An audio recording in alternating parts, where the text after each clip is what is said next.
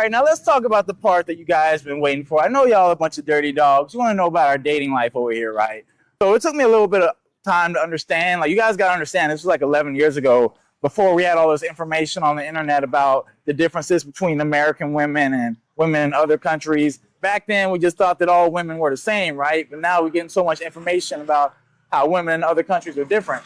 And yeah, like, my dating life is like way better overseas than, I'm going to say in Asia, right? I've been in Asia this whole time. South Korea, China, 10 years, now Thailand. Way better than anything I could possibly get in the States. Unless I'm like a 6'5" billionaire with a huge schlong. Like, that's what you kind of need in the States if you want to get top quality. But over here, you can get top quality women without needing all that, man.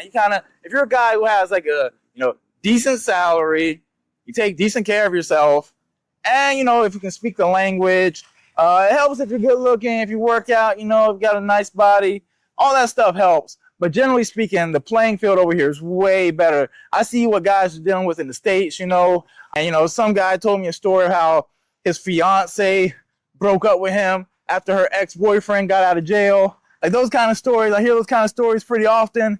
And it's like, when I hear what you guys are dealing with in the States, I'm like, I'm glad I escaped that, man. I really escaped. So, Kai, like I said earlier, for example, like, as a foreigner, like, I'm clearly not Asian.